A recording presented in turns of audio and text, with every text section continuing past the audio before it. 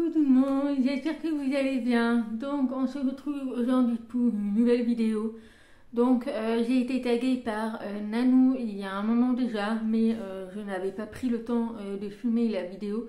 Voilà, par rapport au déménagement et tout, du coup j'ai pas pu filmer cette vidéo. Mais du coup j'ai été taguée par Nanou, donc le tag s'appelle Mieux se connaître. Voilà, donc j'ai décidé de vous tourner cette vidéo en même temps de ranger mon carton auquel il y a les pelotes de crochet. Voilà, donc je me suis dit ça va être sympa de ranger et en même temps de vous parler, de répondre aux questions auxquelles j'ai été taguée par Nanou.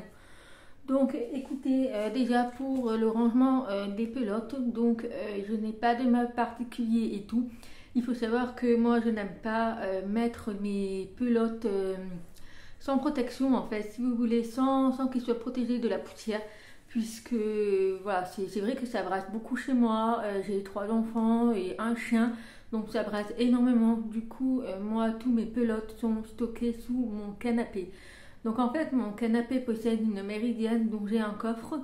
Et du coup, cette méridienne, jusqu'à présent, elle ne me servait à rien, puisque moi, j'ai toujours un plaid sur mon canapé. C'est d'ailleurs celui-ci, il est toujours à la disposition, il n'est jamais rangé en fait.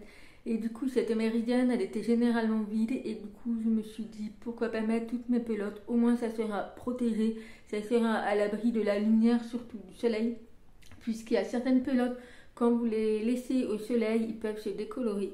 Voilà, donc moi, je les mets généralement tout là-dedans. Et tout ce qui concerne mes encours, ils sont dans un sac. Voilà, ils sont dans un sac. Voilà, comme ça, je prends mon sac pour faire mon crochet. Donc, écoutez, on va commencer tout de suite. Donc voilà, la méridienne est ici. Donc c'est un coffre. D'ailleurs, il est hyper pratique. Donc, je vais vous montrer. Voilà. Donc voilà, vous voyez, c'est un grand coffre qui fait tout le long. Donc là, je sais pas si, voilà, il fait tout le long et c'est hyper grand. Franchement, il y a vachement de place. Et moi, je trouve ça très pratique pour pouvoir ranger toutes les pelotes. Donc ici, j'ai le carton qui est juste à côté ici. Voilà, j'ai le carton qui est juste à côté ici. Donc c'est plein à craquer. Donc j'ai tout rangé ici. Comme ça, j'ai plus qu'à les mettre dessus. Donc c'est le tout dernier carton en fait qui attendait d'être rangé. Donc écoutez, j'ai marqué toutes les questions sur le papier puisque je filme avec mon téléphone. Voilà, donc je vais en même temps ranger au fur et à mesure, comme ça, ça sera beaucoup plus simple. Et en même temps, vous parler, répondre aux questions. Donc écoutez, sans plus tarder, on va commencer par la première question. Alors j'avais déjà fait ce genre de taille auquel je vous parlais vraiment un petit peu de ma vie, mais ça date. Ça doit faire au moins 2 ans, 3 ans que j'avais fait cette vidéo. Et ça date. Du coup, je me suis dit, je vais quand même refaire une vidéo. Et puis, pour l'occasion, j'ai été taguée par Nanou. Donc, écoutez, ça tombe très bien. Mais j'ai essayé de sélectionner les questions que je n'avais jamais répondu. Voilà. Puisque bon, ma vie de ce que j'aime pas, n'a pas réellement changé. Hein. Voilà, je suis toujours... j'aime toujours les mêmes choses. Je sais plus les questions que c'était, mais je pense pas qu'il y a grand chose qui a changé. Peut-être dans ma vie privée, oui. Mais bon, après, ça reste du privé. Je peux pas trop non plus tout vous détailler de ma vie privée parce que vous savez, la plupart des choses, vous le savez. Alors, la première question est, quelle est ta couleur préférée? Donc, écoutez, je pense que vous vous en doutez tous, ma couleur préférée est le rose. Voilà, donc c'est le rose. J'ai toujours aimé le rose. Par contre, je ne suis pas quelqu'un qui va mettre du rose chez soi. Voilà, par exemple, là, vous voyez, j'ai le plat de rose, mais je ne vais pas mettre de la décoration rose, hein, tout simplement, parce que, voilà, mais c'est une couleur que j'aime bien, le rose. En plus, j'ai 3 filles, donc je pense que je suis bien servie là-dedans, puisque les 3 filles aiment le rose.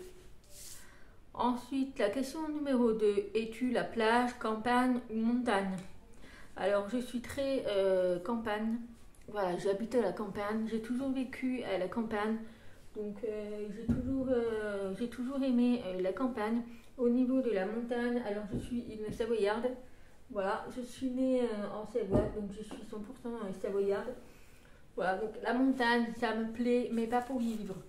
Je suis pas fan. C'est pas que je suis pas fan, c'est que la montagne, pour moi, j'ai l'impression que c'est étouffant. D'habiter dans un endroit où on a de la montagne tout autour, c'est étouffant. Par exemple, je vous donne un exemple, le lac du Bourget, le Bourget du lac, voilà, et qui se trouve à Aix-les-Bains en Savoie. C'est un magnifique lac, j'adore y aller et tout. Par contre, je ne pourrais pas y vivre puisqu'on a toutes les montagnes autour et on se sent un petit peu oppressé. Vous voyez, je me sens, j'étouffe en fait. Donc voilà, donc au niveau de la montagne et puis au niveau de la plage, alors j'aime la plage, j'aime aller à la plage, mais par contre je ne pouvais pas y vivre tout simplement parce que je n'ai pas envie d'avoir du sel. Vous savez, même quand vous allez promener à la plage et que vous ne baignez pas, vous avez du sel sur vous. Voilà, après je sais que pour les personnes qui ont des graves problèmes de bronches et tout, je sais que c'est très très bon de vivre près de la mer par rapport au sel. Mais moi, je ne me vois pas vivre à la plage tout simplement. Donc moi, je suis plutôt campagne. Ensuite, la question numéro 3. Es-tu introverti ou extraverti? Alors, j'ai toujours été extraverti. Il y a eu un moment quand j'étais jeune, j'ai été vachement introvertie. Bon, je ne vais pas vous donner la signification de ce que ça veut dire, mais c'est vrai que j'étais vraiment introvertie. Il y a eu un passage où j'étais très très introvertie. Et donc, depuis, après j'ai passé, et puis là, depuis, je suis extravertie. Voilà, je suis beaucoup beaucoup extravertie, et puis voilà. En plus, je connais pas forcément des gens qui sont introvertis. Mon entourage est plus extraverti. Mais non, je suis plus extravertie. Donc voilà, là j'ai commencé à ranger. Je ne sais même pas si vous allez voir, mais je vous montrerai à la fin comment je me suis organisée. De toute façon, c'est très simple, hein, je ne me casse pas la tête. Hein. Ensuite, la question numéro 4. Préfères-tu les chiens ou les chats? Donc, chien. Voilà, étant une ancienne éleveuse de bulldog français, eh bien, je préfère les chiens. Voilà, alors vous n'avez pas dit, mais oui, quand vous m'avez suivi à l'époque, j'étais éleveuse de bulldog français et donc j'avais les 4 chiens.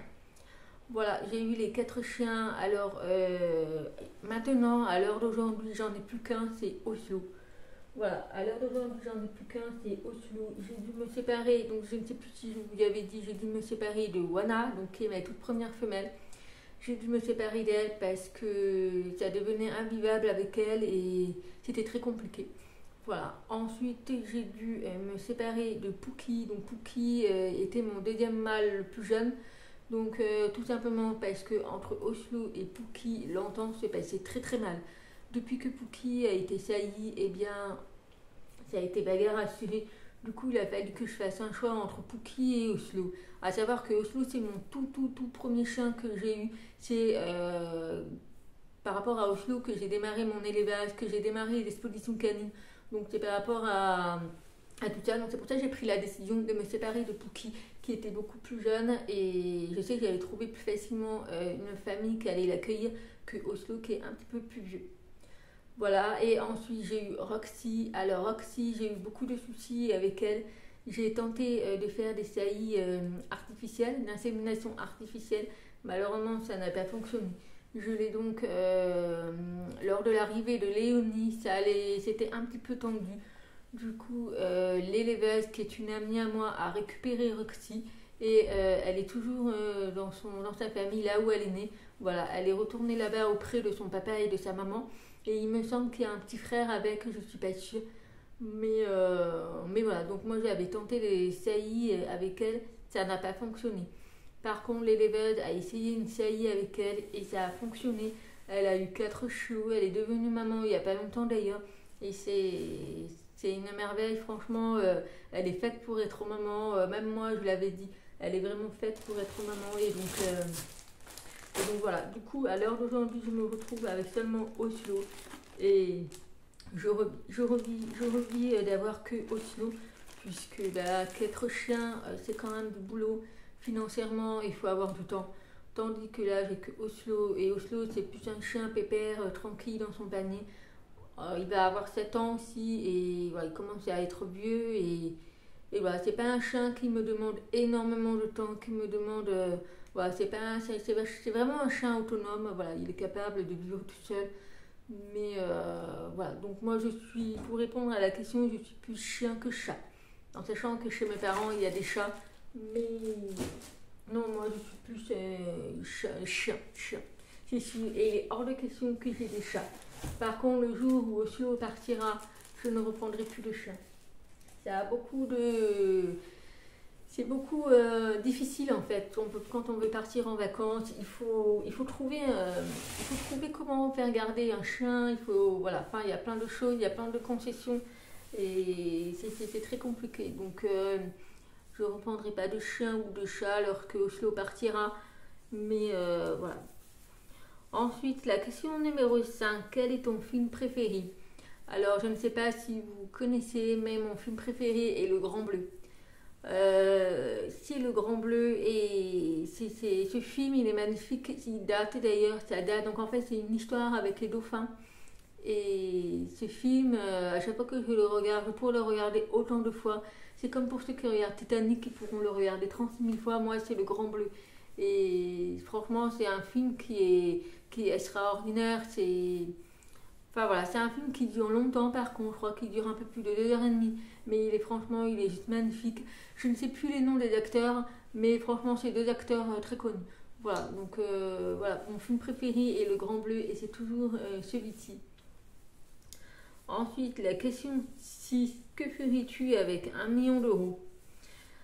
Ben, je dis pas non déjà.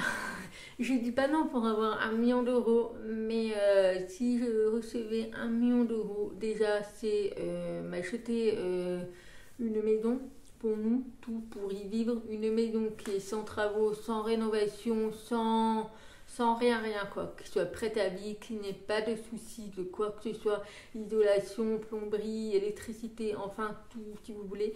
Donc j'achèterai une maison ou alors je ferai construire une maison qui sera imaginée de A à Z par moi avec mon chéri et voilà, qui sera vraiment tout refait à neuf et tout. Donc déjà ça, j'achèterai également trois appartements maintenant, parce que j'ai une troisième fille, trois appartements pour chacune de mes filles et on achèterait aussi un camping-car. Ça c'est notre rêve d'acheter un camping-car pour pouvoir partir et c'est vrai que voilà, ouais, acheter un camping-car, acheter une maison et acheter trois appartements et puis ben, après voyager, voilà, vraiment ça c'est important, voyager. Et puis voilà, après 1 million d'euros, on s'en rend pas compte, mais c'est une somme, hein, c'est une somme et il y a plein de choses à faire avec 1 million d'euros. Voilà, il faut se faire plaisir dans la vie, vraiment il faut se faire plaisir. Ensuite, la question numéro 7, quel métier voulais-tu faire quand tu étais enfant? Je voulais être sage-femme. J'ai fait des études j'ai fait un bac S, donc un bac scientifique, je ne sais pas si ça existe encore maintenant, mais j'ai fait des études pour passer mon bac scientifique puisque je voulais être sage-femme. Malheureusement, j'ai pas eu mon bac S, mais voilà, c'était mon rêve, je voulais être sage-femme. Vraiment, ça m'a toujours passionné les sages-femmes, donc je voulais faire ça. Et puis ben, après, je suis partie dans l'esthétique, donc complètement rien à voir quoi. Mais voilà, donc c'était sage-femme. La question numéro 8, es-tu du matin ou du soir? Alors moi, je suis du soir. Je suis pas du tout du matin. Franchement, je suis pas du tout du matin. Et pour vous dire, mon chéri, il est du matin, mais il n'est pas du soir. Donc pour vous dire, c'est très compliqué le quotidien quand vous avez quelqu'un qui est très complémentaire, tu es du matin et toi du soir, et lui il est du matin et moi du soir, ou moi je suis du soir et lui il est du matin. C'est très compliqué le quotidien avec une personne qui n'est pas du matin ou qui est du matin, enfin bref, vous m'avez compris. Mais moi le matin quand je me lève, je suis à la ramasse, même quand avec les enfants, je suis encore endormie, à moitié endormie. Donc il faut vraiment y aller mollo le matin avec moi en fait. Voilà, il faut vraiment y aller mollo, mais sinon je suis vraiment du soir. Même quand le matin je me dis, je suis crevée, je me dis ce soir il faut que je dorme tôt.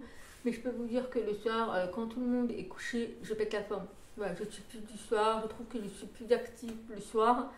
Le matin, ouais, c'est long. Je suis plus du soir. La question numéro 9, donc moi j'ai déjà fini de ranger toutes mes pelotes, mais bon, je vais continuer les questions et puis après, je vous montrerai comment j'ai organisé. De toute façon, il n'y a pas grand chose parce que moi, j'ai pas non plus un stock, j'ai pas non plus un gros stock, quoi. Parce que bon, voilà, il faut savoir l'utiliser aussi. Bref, alors, la question numéro 9, quel est ton premier concert auquel tu es allé? Alors, le premier concert, c'est Christophe Maé. Voilà, c'est Christophe Maé, j'y étais allée avec ma maman, et donc j'étais jeune, il me semble que je devais avoir 16 ans, 17 ans, et donc je suis allée voir Christophe Maé à Marseille. Et j'ai aucun souvenir là-dessus pour vous dire, parce qu'à l'heure d'aujourd'hui, je déteste Christophe Maé. Voilà. La question numéro 10, quel est ton numéro fétiche? Alors, mon numéro fétiche est le 9, donc, et le 9, et d'ailleurs, je suis tatouée ici. Bon, la caméra est inversée, mais c'est le numéro 9, donc c'est pas le 6, mais c'est le 9, c'est fait exprès par rapport à Amour et le 9. Donc pourquoi le 9? C'est en rapport avec mes filles. Pourquoi en rapport avec mes filles? Oui, par rapport à leur date. Donc Katniss est née le 27 février, donc le 27, 2 plus 7, ça fait 9. Et Lilou, elle est née le 18 septembre, donc 18, 8 plus 1, 9. Et après, par la suite, j'ai rencontré mon chéri et notre date est le 9 mars, donc 9, voilà. Et il y a également Léonie. Alors Léonie, on a fait des calculs, puisque moi je voulais accoucher le 9 août pour que ça fasse le 9. Non, elle est arrivée le 4 août. Mais si vous voulez, on a fait des calculs, je ne sais plus comment, 4 août, donc 4, 8 et 2022. Je ne sais plus quel calcul on avait fait, mais c'est par rapport à ces dates-là. Donc en soustrait et tout machin, on est arrivé à un 9. Du coup, écoutez, voilà. Bon, pour Léonie, c'est un petit peu plus complexe, mais sinon, mon chiffre est le 9. Depuis pas longtemps, j'ai un deuxième chiffre fétiche, mais c'est pas non plus, c'est pas forcément un chiffre fétiche, mais si vous voulez, quand j'ai des copines qui me tirent des cartes de médias, enfin, vous voyez les trucs, je demande le chiffre 4, tout simplement par rapport à mon papa. Voilà, donc mon papa est du 4 mars, et c'est vrai que lui, son chiffre était le 4. Voilà, donc moi, quand on me demande des chiffres comme ça, quand il n'y a pas beaucoup de chiffres, entre 1 et 5 par exemple, ben moi je dis le 4. Mais sinon, quand il y a entre 1 et 10, je dis le 9. Voilà. Ensuite, la question 11, quelle est ta série préférée? Alors, ma série préférée, j'en ai pas forcément. Je n'ai pas forcément des séries préférées. Je ne suis pas très télé, tout simplement. Je ne suis pas très télé. Donc, j'ai pas forcément de séries préférées. Je regarde un petit peu de tout. J'aime beaucoup les séries espagnoles, mais sinon, j'ai pas de série préférée. En même temps, je regarde pas la télé, donc je suis pas une grande fan. Voilà. J'ai Netflix ou Amazon Prime, je regarde des séries et tout, mais je n'ai pas de préférence. Ensuite, la question de quelle langue étrangère parles-tu? Alors moi, je ne parle uniquement la langue française et je fais le langage des signes français. Voilà, par rapport à ma surdité, mais voilà, je ne parle pas de langue étrangère, je suis uniquement la langue française et le langage des signes. Il faut savoir que lors de mes études, j'ai été dispensée des langues étrangères, donc pour tout ce qui est anglais, espagnol, allemand, enfin tout ce qu'il y avait, j'ai été dispensée de langues étrangères. Puisque voilà, je ne sais pas s'il y a des personnes qui me suivent, qui ont des problèmes de surdité. Il faut savoir que nous, la langue française, elle est très dure. Puisque, je ne sais pas si vous avez remarqué, mais quand vous parlez avec des sourds ou des malentendants, leurs phrases ne sont pas vraiment français. Puisque dans la langue des signes française, il n'y a pas de vous, tu, il n'y a pas de différence entre vous et tu. Et puis les phrases, elles sont très courtes. Il n'y a pas de, par exemple, je m'appelle, par exemple pour moi, je vais me donner un exemple. Nous, quand on parle, on dit je m'appelle Morgane. Mais en langage des signes française, on ne dit pas je m'appelle Morgane. On fait ça veut dire appeler et Morgane. Donc après, on m'appelle toujours Morgane comme ça par rapport aux cheveux depuis que j'étais petite. Mais voilà, par exemple. Je vais manger du chocolat. Nous, on dit mange chocolat. Voilà, vous voyez, c'est vraiment très. Il y a beaucoup de mots qui sont supprimés. Voilà, donc c'est pour ça que la langue française, elle est très dure. C'est pour ça que nous, les sourds, on ne lit pas. On ne lit pas des livres et tout, parce que c'est trop compliqué. Moi, j'ai eu de la chance, j'ai eu une suivi psychologique, orthophoniste, et également j'ai eu une scolarité normale. Donc c'est pour ça que je parle bien, Enfin, je pense que je parle bien. Après, c'est vrai qu'on me dit que je parle trop vite, mais bon, ça c'est toute une autre histoire. Mais voilà, j'arrive à faire des phrases correctement, même si j'oublie des trucs, c'est pas trop grave. Mais voilà, comparé à des personnes qui sont vraiment sourds, ils ne parlent pas comme nous, ils ne disent pas des phrases français comme nous correctement. Voilà. Donc c'est pour ça que nous, les sourds et les malentendants, quand on est reconnu pour la surdité, on est dispensé des langues étrangères lors des études, ou pour le bac, le brevet, enfin tout ce que vous voulez, on est dispensé. Ensuite, la question numéro 13, où aimerais-tu voyager? Alors, j'aimerais voyager, j'aimerais découvrir le Mexique. Voilà, j'aimerais découvrir le Mexique, ça fait un moment déjà j'en parle. Le problème, c'est que si je veux voyager et qu'il faut prendre l'avion, pardon, pour aller au Mexique, il faut prendre l'avion, c'est logique. Non, mais je vous dis ça parce que mon chéri a la phobie de l'avion. Il n'a jamais pris l'avion, hein, voilà, mais il a peur de l'avion. Du coup, on ne peut pas partir dans des pays auxquels il faut prendre l'avion. Et donc, bah, c'est compliqué, quoi, puisque je veux aller au Mexique et lui, me dit, oui, bah, on prendra le train ou le bateau. Oui, bien sûr. Hein. Bon. Enfin, bah, donc, voilà, mais moi, j'aimerais bien découvrir le Mexique, mais bon, il faut que je trouve une solution. Comment faire pour que mon chéri prenne l'avion? J'ai des amis qui me disent, tu me donnes un somnifère et c'est parti. Oui, mais le problème, c'est qu'il faut quand même arriver à le mettre dans la voiture, à arriver à lui mettre un pied dans l'aéroport. Non, mais c'est toute une histoire. Voilà. Ensuite, donc oui, où j'aimerais voyager, c'est le Mexique. Pour l'instant, c'est mon truc qui est toujours en tête, le Mexique. Ensuite, la question 14, aimes-tu planifier ou es-tu impulsive? Alors moi, ça dépend. Des fois, j'aime bien planifier, mais des fois, je suis impulsive. J'aime bien faire au dernier moment quand c'est pas prévu. La majorité du temps, c'est planifié, bien sûr, mais ça arrive des fois, hop, c'est fait au dernier moment comme ça, alors que c'était pas du tout prévu. Voilà, vraiment, ça dépend. Par contre, quand ça concerne mes enfants, c'est toujours planifié. Voilà. La question numéro 15, aimerais-tu vivre dans un autre pays que la France? Non, pas spécialement, non. Bon, après, comme je vous l'ai dit, j'ai pas énormément découvert de pays. Les seuls pays que j'ai découverts, c'est l'Espagne, Portugal, Italie, Belgique et la Finlande. Donc, déjà la Finlande, c'est sûr que j'y vivrai pas. J'aimerais pas y vivre parce que, voilà, en hiver, il fait tout en nuit. Puis d'ailleurs, je suis partie en plein mois de février en Finlande et il fait tout en nuit. Mais non, je suis bien en France, c'est tout. Non, après tout, je suis française, donc je suis née en France, je suis française. Je vois pas pourquoi j'irais partir dans un autre pays auquel je ne me sentirais pas à ma place. Voilà, et la question numéro 7, qui est la dernière question, le tag. Si je pouvais taguer des personnes, alors moi, je ne tague personne, mais je vous invite à le faire. Si pour certaines qui veulent le faire, vous pouvez le faire. Voilà, donc je tague personne en particulier, mais je tague tout le monde. Voilà, comme ça c'est fait. Voilà, donc s'il y en a qui veulent le faire, qui auront vu cette vidéo, vous pouvez le faire. Et puis voilà. Après, non, je ne tague pas parce que je sais qu'il y a des gens, quand je taguais, ils ne le faisaient pas. Donc moi, je ne tague plus personne. C'est au bon vouloir de chacun. S'il y en a qui veulent le faire, ils le font. Et puis voilà. Donc voilà, écoutez, voilà pour le tag. J'espère qu'il vous aura plu, que vous aurez un petit peu mieux en savoir sur moi. Voilà. Et puis voilà. Donc écoutez, voilà pour le rangement. Alors je vais vous montrer. Il n'y a pas grand chose, mais c'est tout simplement que moi, je ne fais pas de stock de pelotes.